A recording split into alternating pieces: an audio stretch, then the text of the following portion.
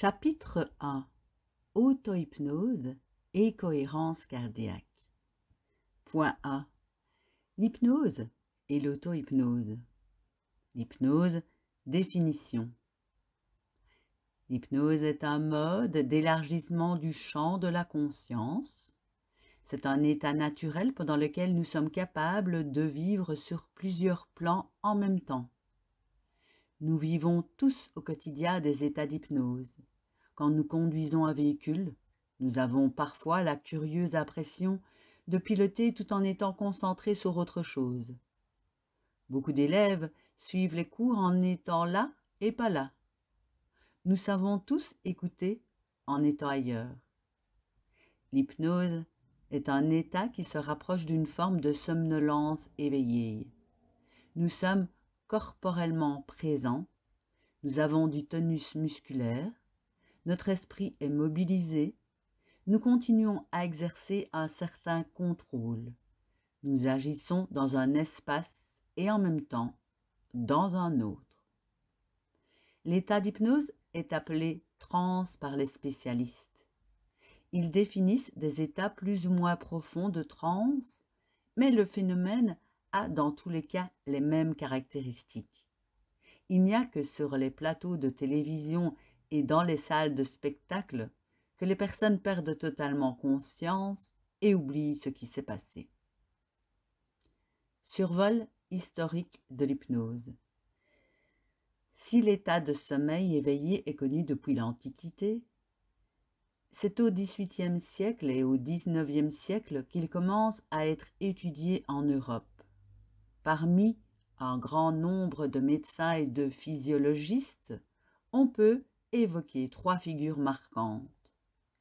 Le docteur Franz Anton Mesmer, 1734-1815, a parlé de la présence d'un courant énergétique entre les êtres vivants qu'il a appelé le magnétisme animal.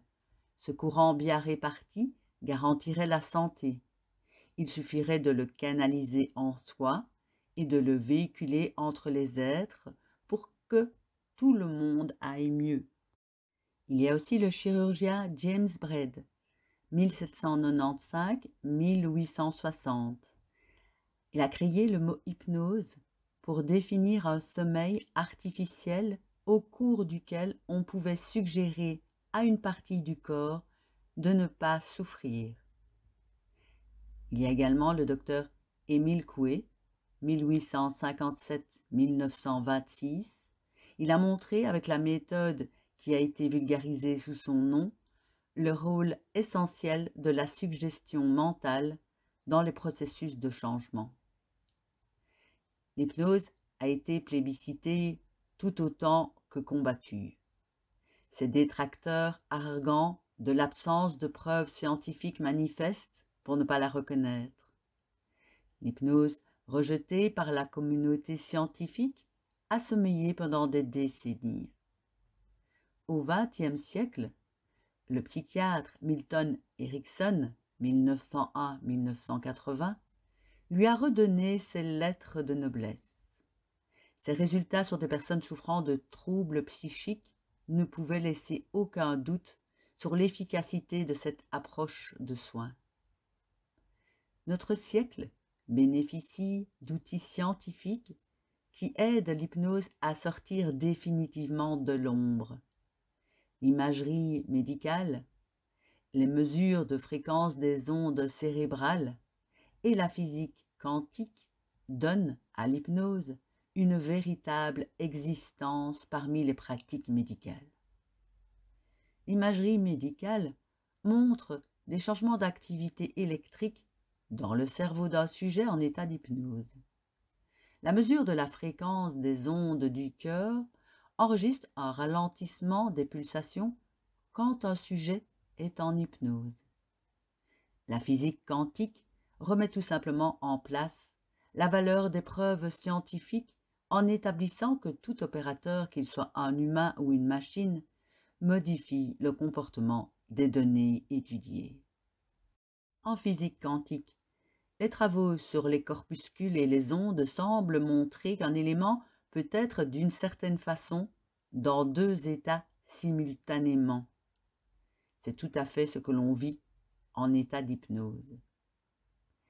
Les manifestations de l'état hypnotique. Que remarque-t-on de tangible pendant la transe, entre guillemets?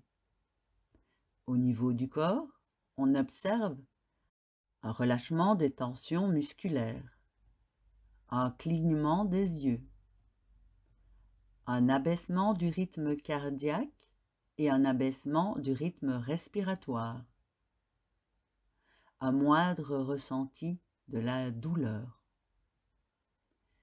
Et au niveau de l'esprit, on observe une diminution de l'importance du monde extérieur, une concentration sur le monde intérieur, un relâchement du contrôle sur soi et sur ses idées, le fameux lâcher-prise, un abaissement de la rationalité, une ouverture à l'imaginaire.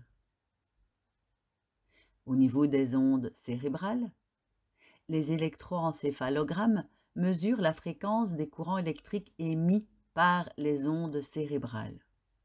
Le rythme de ces ondes est mesuré en cycles par seconde. Il varie selon les activités mentales auxquelles nous nous livrons. On définit en fonction de leur fréquence 4 types d'ondes: alpha, bêta, θ, delta. Les tracés de type alpha et θ correspondraient à l'état d'hypnose.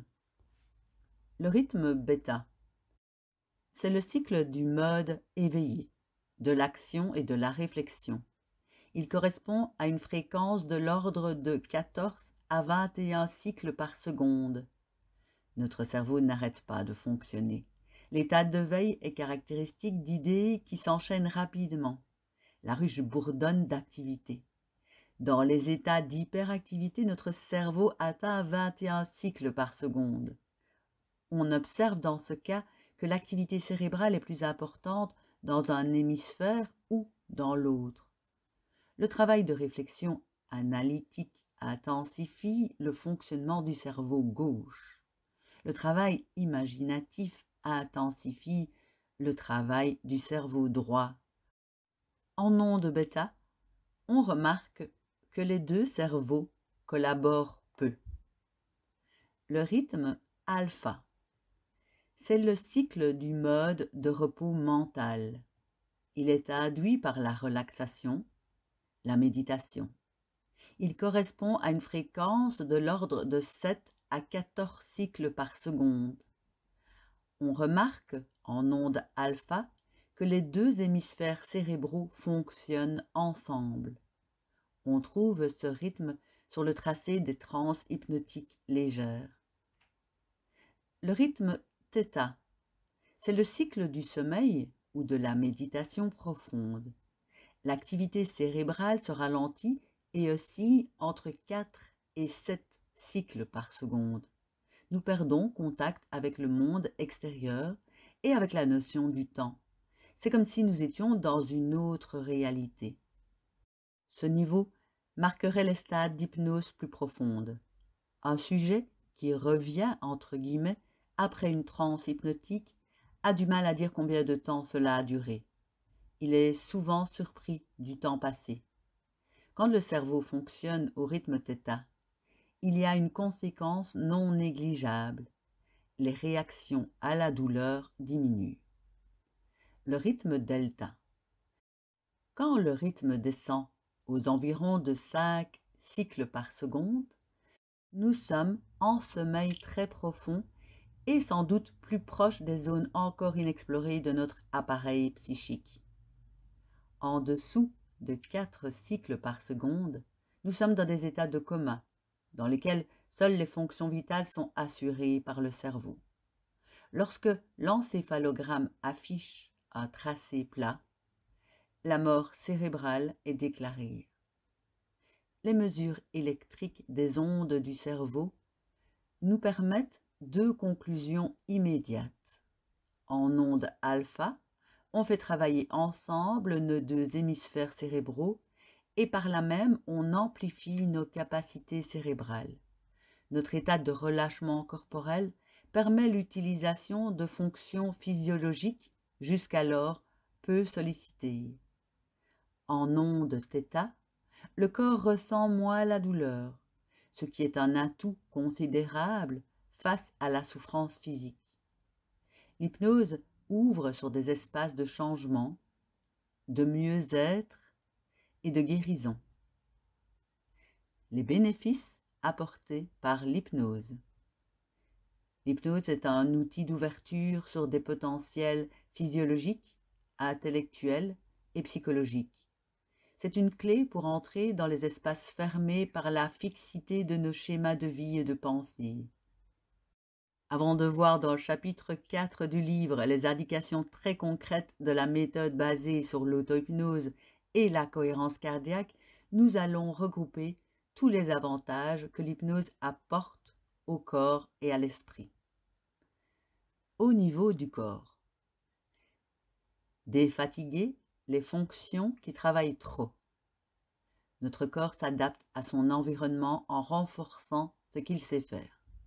Par exemple, plus on est sollicité par le monde extérieur, plus notre cœur bat vite et plus il commande à certains organes de redoubler d'efforts. L'hypnose apaise l'action du grand chef d'orchestre qu'est le cœur. Il envoie de nouvelles instructions aux organes trop sollicités pour qu'ils se calment.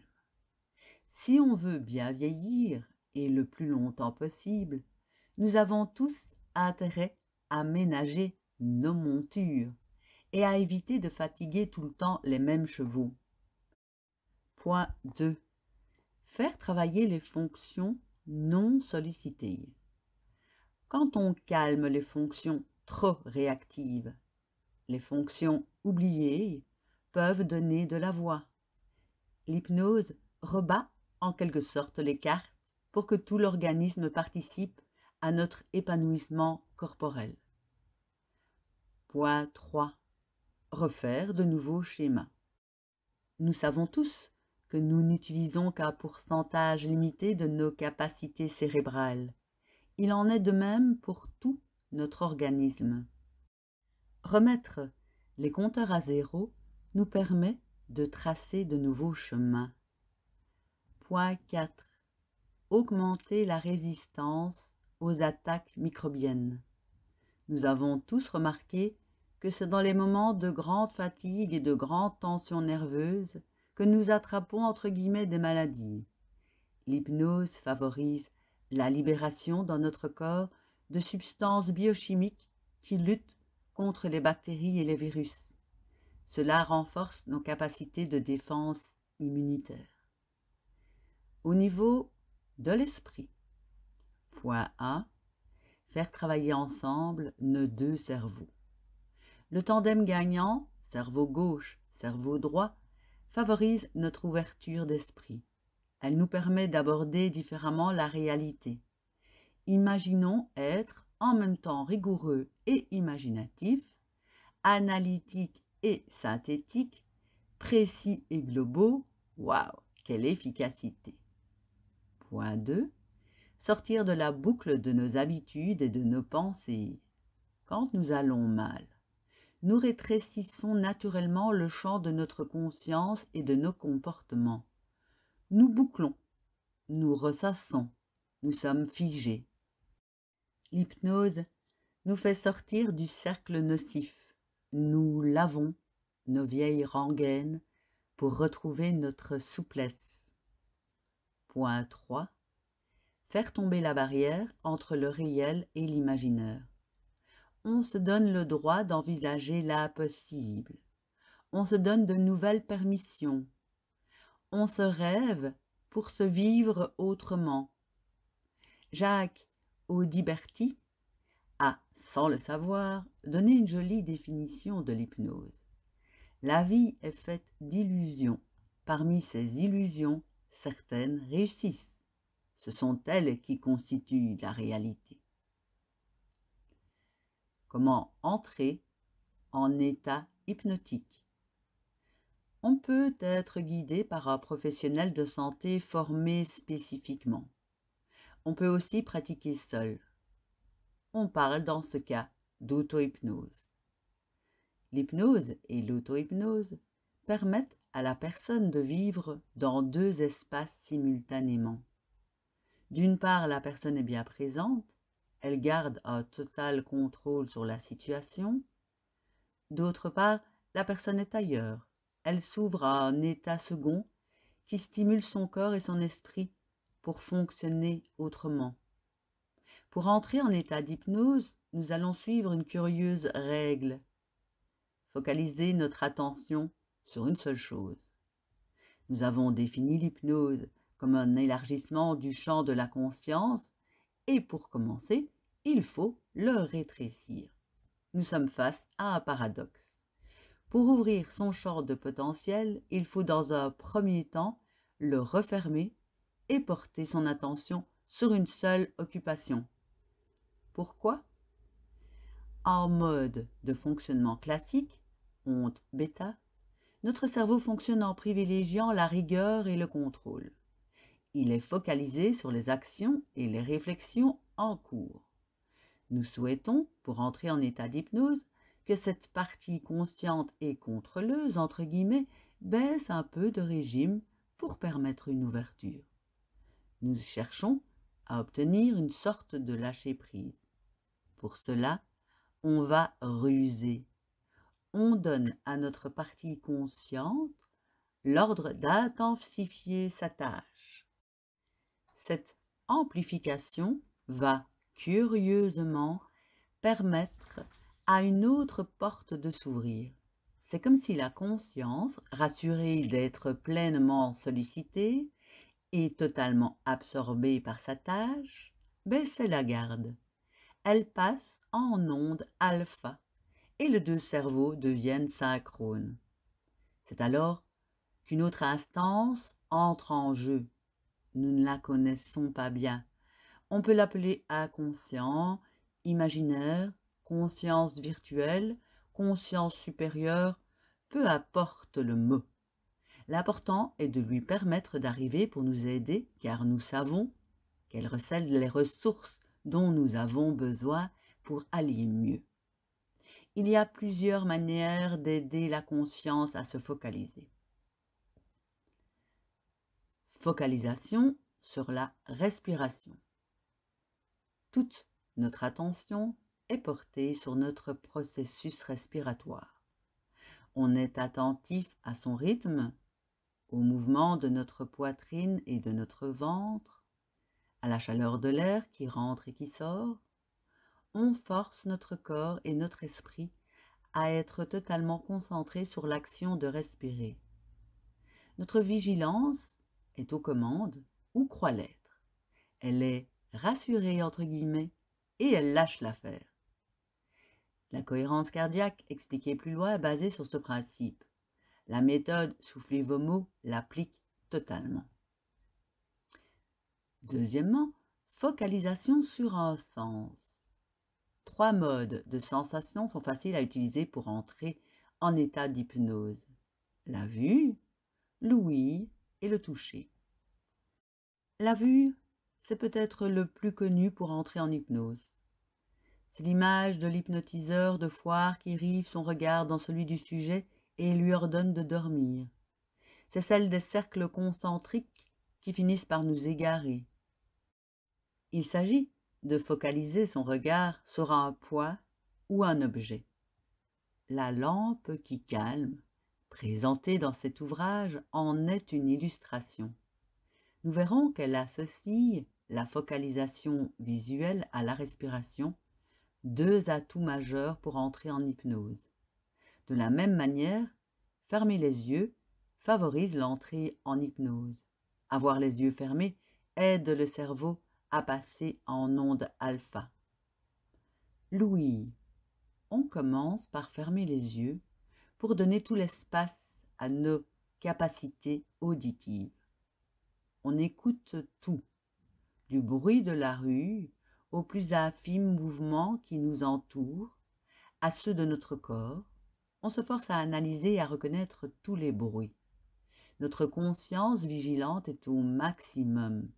Elle croit diriger les opérations et elle finit par laisser faire et nous passons en onde alpha. Le sens kinesthésique, le toucher. On se focalise sur un ressenti tactile, comme si on était seulement une peau. C'est l'effet du bas chaud ou du vent d'été sur les corps allongés sur la plage. Les bébés font cela très bien. Ils se laissent emporter par le bercement et les caresses. Les adultes sont souvent moins habiles. L'effet est le même que pour Louis. Nous finissons par entrer en onde cérébrale alpha. Focalisation sur l'imaginaire. Il s'agit de partir d'une image, d'un rêve, d'une situation inconnue et de les pousser à l'extrême. Cette activité demande une grande concentration. Il ne s'agit pas de se laisser aller à la rêverie.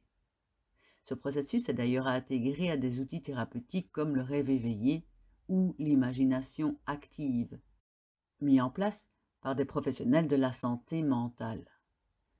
Pour illustrer l'entrée en hypnose par l'imaginaire, voici un conte dans lequel il vous est proposé de vous laisser guider. Un conte fonctionne sur deux plans.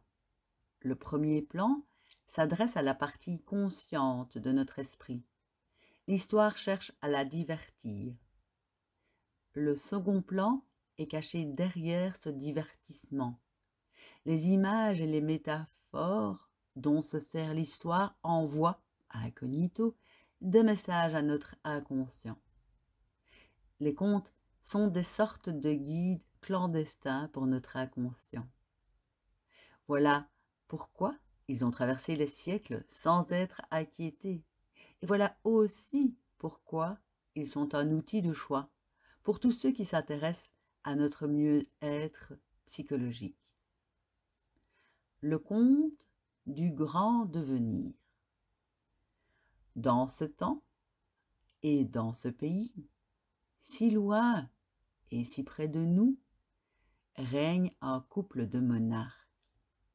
Ils mettent au service du royaume une ferveur et une puissance immenses. Ils gouvernent depuis longtemps avec sagesse, bienveillance et fermeté. Il y a beaucoup d'années, ils avaient été choisis parmi les jeunes gens les plus valeureux. Le roi avait été repéré comme le guerrier le plus brave, la reine comme la jeune femme la plus savante. On les a laissés se trouver. On leur avait donné le temps de se développer complètement en s'enrichissant l'un de l'autre. Le futur roi avait intégré sa partie féminine, la future reine sa partie masculine. Le mage royal les avait félicités, puis mariés, et enfin couronnés. Le mage royal est, avec le roi et la reine, le personnage le plus important du royaume. Il possède la force de l'esprit. Il voit la clarté dans le sombre. Il discerne l'ombre cachée dans la lumière. Il sent les forces invisibles. Il les transfère dans les mains du roi et de la reine pour qu'ils prévoient, décident et agissent. Hier, le mage est allé comme chaque soir lire le ciel qui rejoint la mer. Il est resté longtemps en méditation. Ce matin, il a regardé longuement le roi et la reine. Ils se sont retirés tous les trois dans le salon des décisions. Ils y ont préparé ensemble la grande annonce à faire à la cour. Le temps leur est venu de préparer les plus jeunes mains à se saisir de la couronne.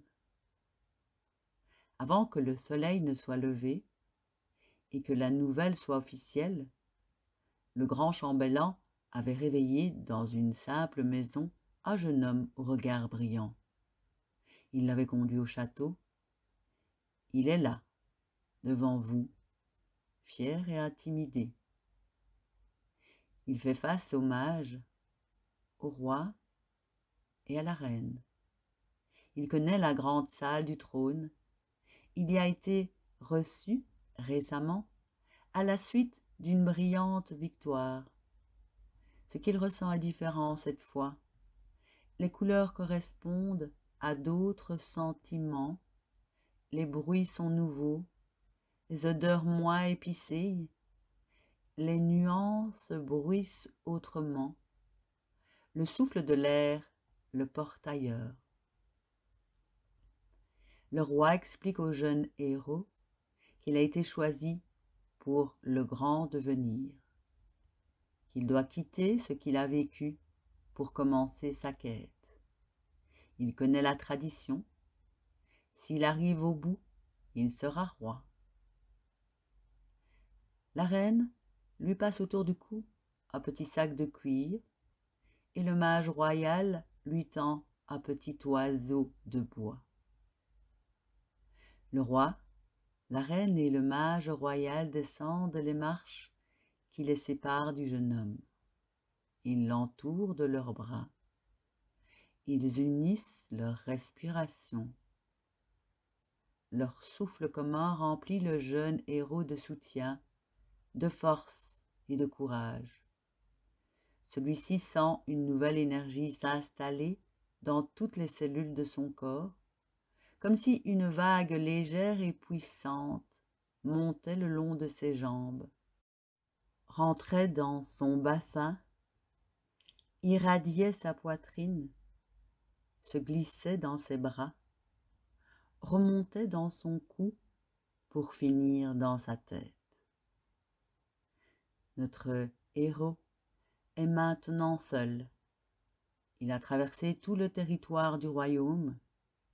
Il est à la grande porte extérieure, celle qui s'ouvre sur le sud. Il hésite. Il met sa main sur sa poitrine, touche le petit sac de cuir donné par la reine et pense que c'est le moment de voir ce qu'il y a dedans. Il est vide. Il ferme les yeux totalement déconcerté. Une image se forme dans son esprit, celle d'une contrée lointaine un peu sombre. Il devine qu'il s'agit du pays du Grand Sud, contrée lointaine et mystérieuse dont il a si souvent entendu parler avec crainte et envie. L'image se brouille, mais il sait qu'il doit prendre cette direction. Il franchit, tranquille et sûr de lui, les premiers lieux.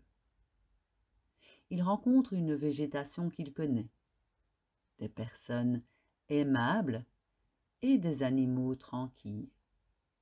Les lieux suivants l'accueillent moins facilement. L'air est chargé de sens inconnus et son esprit perd de sa clarté. Les troisièmes lieux lui imposent une forêt. Il lui faut passer au milieu d'étranges arbres, aux troncs de cristal et aux branches coupantes. Le plus étrange sont ces filaments transparents qui tombent des ramures. On les dirait de soie. Plus il chemine, plus il semble que les filaments se durcissent. Il y a de plus en plus de difficultés à les traverser. Des filaments forment un tissu de verre rigide. Il arrive à se glisser entre les plaques, mais cela devient peu à peu impossible. Il ne peut plus avancer. Les arbres ont créé un mur de verre transparent et infranchissable. Il voit sa route au travers, mais il ne peut pas la suivre. Il s'acharne avec toutes ses armes pour briser cet obstacle. Il tend ses forces et sa volonté contre le mur de verre. Incapable de renoncer à combattre, il utilise toutes ses dernières ressources. Il tombe épuisé, envahi par la colère de ne pas pouvoir continuer directement sa route. Cela lui est insupportable de voir clairement où il faut aller et de rester bloqué. Il pense au petit sac donné par la reine. Il sait qu'il ne contient rien, mais qu'il est source d'images. Il l'ouvre et revoit le pays du Sud. C'est bien le lieu à gagner. Il doit renoncer au trajet direct et trouver une autre voie. Pour atteindre le Sud, il décide de passer par l'Est. C'est le pays du soleil du matin, celui qui installe le premier ce qui doit être éclairé. Cela lui paraît plus facile de faire route sur ce qu'il connaît. C'est dans ce pays qu'il a déjà gagné des batailles, qu'il a validé ses meilleures défenses. Il visite tous les champs de ses combats, toutes les plaines de ses stratégies d'hier. Il ne rencontre aucun adversaire, aucun monstre à combattre, comme si le travail n'était plus à faire. Il ne s'accroche plus qu'avec des ronciers qui éraflent sa tenue de guerrier. Elle se déchire, des bouts d'étoffe se détachent. Est-ce bien utile de garder la cotte d'épais cuir qui lui fait une seconde peau? Il prend le risque de se débarrasser de ses protections, de ses lourdes armes. Il garde à haut de choses son juste au corps, son pourpoint et une fine lame. Il se sent plus léger. Soudain, la peur arrive par le sol. Il sent le tremblement dans ses jambes. Il reconnaît le galop d'un diurne. C'est un être cauchemardesque et incompréhensible. Son maître d'armes lui a toujours conseillé d'attaquer avant de se faire surprendre.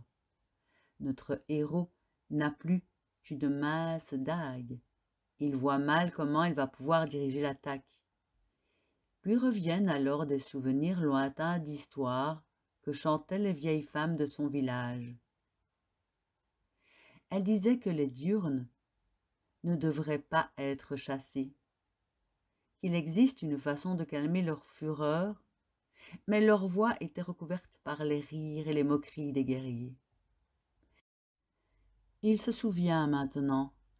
Les chants parlaient de ce que voient et entendent ces étranges créatures. Quand elles sont surprises par des lueurs ou des sons inconnus, elles chargent avec violence. On peut les apaiser en leur envoyant la bonne tonalité.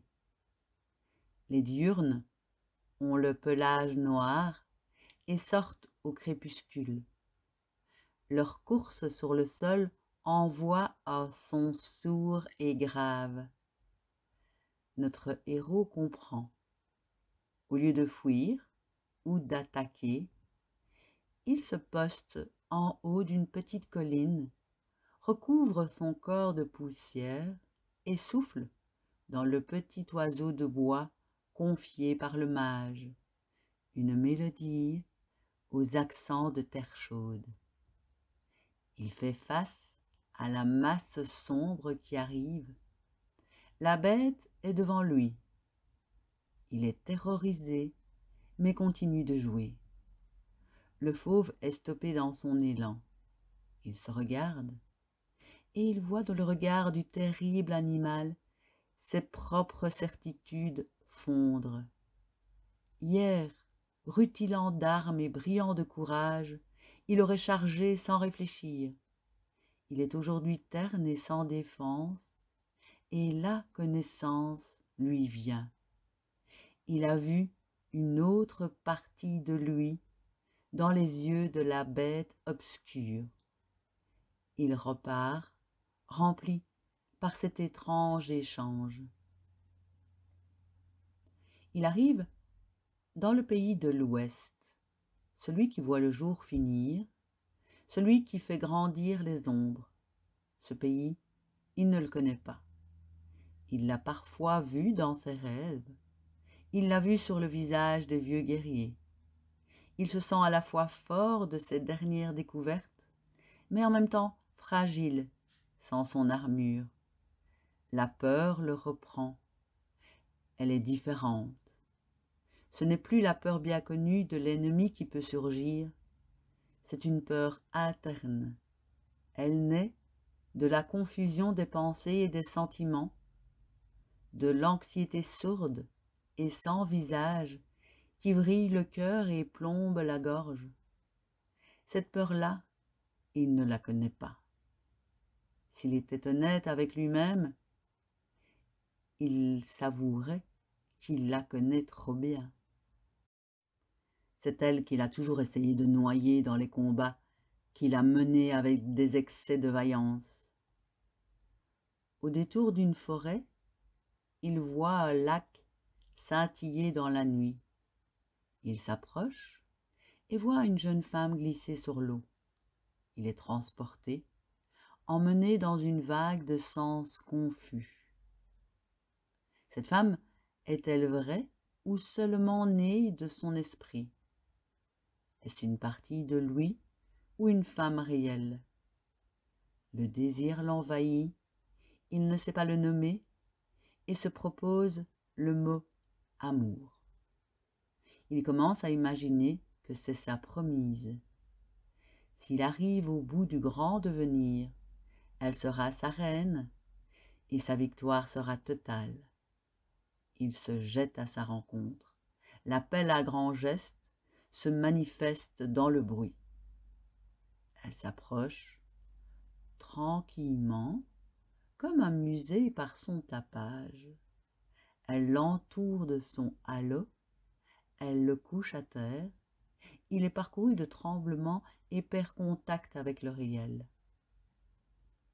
Il se réveille bien plus tard, engourdi, glacé et seul.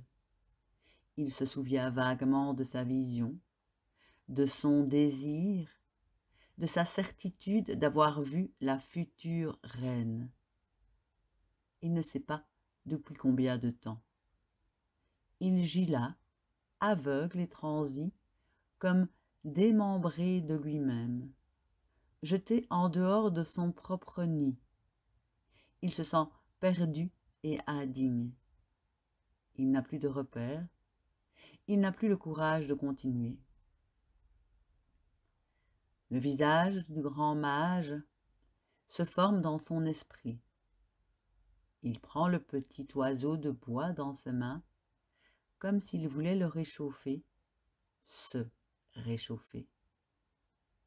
Il respire quelques secondes et souffle son désespoir et son espoir. L'image qui lui vient est celle d'un endroit calme et doux, au milieu des arbres, plutôt sombre et chaud, dans lequel il doit s'arrêter. Il décide qu'il s'agit de l'endroit où il est maintenant. Il s'assoit, pose sa tête entre ses bras et accueille ce qui vient. Un bruit de fleurs lui arrive, puis celui d'une couleur, le parfum d'une branche, la saveur d'une émotion, la fraîcheur d'une larme. Il découvre un monde qui lui est inconnu. Il apprend tranquillement à voir derrière les faits réels, à trier ses sensations, ses sentiments. Il reste là, longtemps, à s'ouvrir et à se nourrir. Il ouvre le sac de cuir pendu à son cou. Une silhouette se forme, c'est une jeune fille en train de combattre un dragon. Elle bataille et ferraille. Sa lance est restée dans le cou de la bête. Sa science des batailles lui dit qu'elle est perdue. Il connaît les dragons, leur force et leur ruse. La jeune guerrière ne montre pas beaucoup d'expérience, elle va succomber. Il doit aller la secourir. Il regarde dans le sac de cuir pour être sûr de la direction à prendre. Il bondit sur ses jambes et se retrouve inerte et immobile, le regard rivé sur l'image du combat entre le dragon et la jeune fille. Il ne peut rien faire, seulement assister à la lutte. La jeune fille sort son glaive et entre au corps à corps avec la bête. Elle est frêle, le sang ruisselle. Il discerne le signe de la vie qui s'écoule, mais ne sait pas de quel flanc. Il voit la guerrière se relever. Sa robe est seulement souillée de boue. C'est le dragon qui perd son sang. Son énergie féroce le quitte. Ses pattes avant se plient. Son nez et sa bouche s'écrasent au sol. Il ne peut plus cracher le feu. Il aspire la terre. Au moment où notre héros pousse un cri de victoire, l'image se brouille et il perd la vision de la scène. Il ne voit pas la jeune fille s'écrouler contre le museau du terrible dragon. Elle reste là paralysée entre la peur d'être dévorée par la bête encore vivante et le réconfort que sa chaleur dégage. Elle se sent entre la mort et la vie, et pourtant sereine. Tous ses repères vacillent. Elle a quitté le royaume depuis tellement longtemps. Elle avait parcouru les grimoires, mais jamais les vallons. Elle avait été arrêtée par des textes incompréhensibles, mais jamais par des arbres de verre. Elle avait travaillé les langues anciennes, mais jamais les armes. Elle avait rencontré des cauchemars, mais jamais des dragons. Elle avait gagné des batailles d'idées, jamais de lutte corporelle. Elle vient de découvrir un nouveau monde et elle se sent perdue. Elle touche le petit oiseau de bois donné par le mage royal le matin, où le roi et la reine l'ont envoyé dans le grand devenir. Elle tourne son visage vers le nord, respire quelques secondes et souffle son désespoir et son espoir. L'image qui lui vient est celle d'un endroit calme et doux au milieu des arbres, plutôt sombre et chaud, dans lequel elle doit s'arrêter. Elle décide qu'il s'agit de l'endroit où elle est maintenant. Elle s'assoit, pose sa tête entre ses bras et accueille ce qui vient. Elle voit un jeune homme rayonnant venir à elle. Elle remercie son esprit de lui envoyer une image aussi belle et réconfortante. Elle ouvre les yeux et s'aperçoit que l'image est réelle. Le héros est devant elle. Ils se reconnaissent. Ils sentent la solennité de l'instant. Ils regardent en même temps dans leur sac de cuir. Ils y voient une grande porte radieuse de lumière et un mage qui semble attendre, assis, les bras remplis de pommes.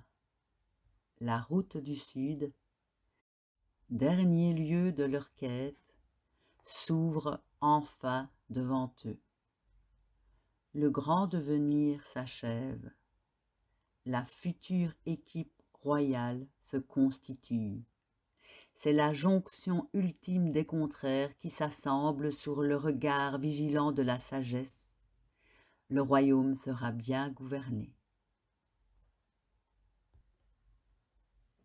Après le conte et son univers métaphorique, allons voir ce que le corps nous propose pour équilibrer l'imaginaire avec le rationnel et pour associer l'auto-hypnose à la cohérence cardiaque.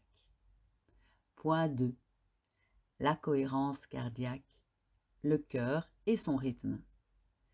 Quand on observe le tracé graphique du fonctionnement du cœur à l'état normal, on observe des courbes d'amplitude et d'écartement différents. Elles montent et elles descendent de façon irrégulière. Cela correspond à l'adaptation de notre cœur à son environnement. En revanche, quand nous donnons un rythme régulier à notre respiration, la fréquence et l'amplitude se stabilisent. Le tracé géographique montre des courbes harmonieuses. Notre rythme cardiaque baisse, notre pouls bat à environ une pulsation par seconde, L'activité de notre cœur affiche sur le tracé 6 courbes par minute. Cet effet est connu depuis l'Antiquité. La médecine chinoise l'avait empiriquement découvert. Les yogis le pratiquent depuis fort longtemps.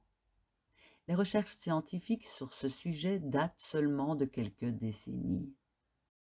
Elles ont été facilitées par la précision des matériels de mesure actuels et la découverte des neurotransmetteurs. Les travaux sur les liens entre le cœur et les fonctions organiques sont dus principalement à l'Institut HeartMath aux États-Unis. Leurs chercheurs ont nommé cohérence cardiaque cette action de stabilisation et de ralentissement de nos pulsations cardiaques. La cohérence cardiaque a été introduite en Europe grâce à l'action du docteur David Servan-Schreiber. Les effets de la cohérence cardiaque, des bénéfices en cascade. Cette stabilisation du cœur a une conséquence tout à fait intéressante. Elle entraîne l'harmonisation de 2 systèmes régulateurs. Les systèmes neurovégétatifs, sympathiques et parasympathiques. Quand ces 2 systèmes sont à l'équilibre, ils entraînent derrière eux un meilleur fonctionnement de tous nos organes. Les 2 systèmes neurovégétatifs en jeu. Ils appartiennent au système nerveux autonome, autrement dit, celui que l'on ne contrôle pas. Si on schématise, le système sympathique est celui de l'allumage, le parasympathique, celui du ralentisseur. Le système sympathique ou orthosympathique a pour fonction de nous préparer à l'action, à réagir vite face à une sollicitation extérieure ou à une forte émotion. Il agit avec 2 médiateurs chimiques, l'adrénaline et la noradrénaline. Ces 2 substances sont indispensables à la mobilisation automatique de nos ressources en cas de nécessité. Grâce à leur intervention, nous avons immédiatement à notre disposition les moyens adaptés pour agir. Courir, par exemple, en cas de danger, freiner sans avoir besoin de réfléchir, etc. Nous connaissons tous les manifestations de cette mobilisation rapide de notre corps. Le cœur bat plus vite, la tension artérielle augmente, les pupilles se dilatent, les vaisseaux se contractent, la peau devient plus blanche, on est en sueur. Nous en connaissons moins les effets secondaires sur nos organes. Le foie accentue la production de glucose, la vessie et les intestins se dilatent, une grande peur fait courir aux toilettes, l'éjaculation est plus rapide chez les hommes. Si nous sommes en permanence sur le qui-vive, nous faisons perdurer une situation d'exception. Nous fatiguons les organes comme le cœur, le foie et les reins. Pour la plupart d'entre nous, la vie quotidienne, saturée de sollicitations, fait fonctionner le système sympathique à plein régime. C'est la conséquence bien connue des états de surmenage et de stress. Le physiologiste canadien Hans Selye a été le premier à utiliser le mot stress pour l'organisme humain. Il le décrit en 3 phases. 1. La phase d'alarme. Nos capteurs sensoriels et émotionnels perçoivent une menace. Le corps se prépare à réagir. Les informations circulent à grande vitesse entre récepteurs sensoriels, cerveau et organes. Une bonne décharge d'adrénaline et on bondit en avant. 2. La phase d'adaptation, puis de résistance. Quand l'agression perdure, l'organisme s'adapte. Le cortisol prend le relais de l'adrénaline pour continuer à nous booster. Le cortisol est une hormone tout aussi indispensable que l'adrénaline. Son rôle est de réguler le métabolisme pour limiter toute variation trop brutale de l'équilibre physiologique du corps. Libérée en trop grande quantité, l'hormone ne joue plus son rôle protecteur. le corps mobilise ses réserves d'énergie pour répondre à l'urgence. Phase 3. La phase d'épuisement. L'urgence est devenue notre quotidien. Nous sommes à bout physiquement et psychologiquement, fatigués, résignés, frustrés, dépressifs. La conséquence du sur-régime devient le sous-régime. Le système parasympathique. Le rôle du système parasympathique est complémentaire à celui joué par le système sympathique. Il freine les fonctions de l'organisme dans un objectif de conservation de l'énergie. Le système parasympathique utilise le médiateur chimique appelé acétylcholine. Ses effets: le cœur bat moins vite, la tension artérielle baisse, l'estomac sécrète le bon taux d'acide chlorhydrique, nous digérons mieux, les intestins augmentent leur contraction, nous éliminons mieux, nos muscles se détendent. On peut vérifier l'équilibre des deux systèmes en faisant des mesures sur le cortisol présent dans l'organisme. La sécrétion du cortisol est contrôlée par l'ACTH, qui est une autre hormone liée au système parasympathique. Le taux de cortisol varie tout au long de la journée. Quand sa variation est normale, cela montre que le système parasympathique est en équilibre avec le système sympathique. Notre corps fonctionne tranquillement et nous sommes en pleine possession de nos moyens. Quand il est anormalement élevé, cela signifie que nos deux systèmes neurovégétatifs ne sont pas en équilibre. Le parasympathique n'arrive plus à calmer le jeu. Nous sommes dans l'état physiologique du stress. Conclusion: pour que notre corps soit dans l'état de quiétude propice à notre santé, il suffit que notre cœur s'emballe le moins possible.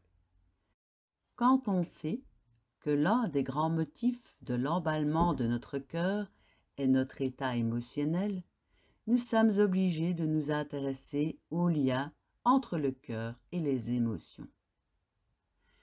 Le lien rythme cardiaque émotion. Toutes les situations de déstabilisation émotionnelle augmentent le rythme cardiaque. Les émotions sont des manifestations physiologiques automatiques. On ne contrôle pas la réaction du corps à une situation. L'idée est souvent répandue que l'on peut maîtriser ces émotions vient du fait qu'elles sont souvent liées à des comportements sur lesquels on peut avoir une action. Les émotions sont des déclencheurs, des signaux pour que notre corps s'adapte au plus vite à une situation. On répertorie au minimum 5 émotions: la joie, la peur, la colère, la tristesse et le dégoût. Si vous avez remarqué qu'il y a une émotion positive, entre guillemets, et 4 émotions négatives, toujours entre guillemets, la raison en est simple. Dans le but de préservation de la vie, il est plus utile d'avoir un appareillage sophistiqué pour s'adapter au danger que pour profiter des plaisirs. Face à une émotion, la réaction du cœur est immédiate. Il augmente sa fréquence. Cela est vrai pour toutes les émotions, qu'elles soient agréables ou désagréables. Par exemple, j'ai rendez-vous avec l'amour de ma vie. Ça tambourine dans ma cage thoracique. Je suis en train de me faire sévèrement recadrer par mon patron. Ça martèle tout autant dans ma poitrine. Les réactions physiologiques induites par les émotions sont par contre très différentes. L'émotion positive stimule le système parasympathique et fait sécréter de l'ACTH. L'émotion négative stimule le système sympathique, fait sécréter de l'adrénaline et augmente la production de cortisol. Autrement dit, la joie fait du bien au corps la colère ou la peur, si elles s'installent, lui font du mal. La solution évidente pour échapper à ces désagréments serait d'éviter les situations génératrices de peur, de colère, de dégoût et de tristesse. C'est plus facile à dire qu'à faire. On peut multiplier les rencontres agréables.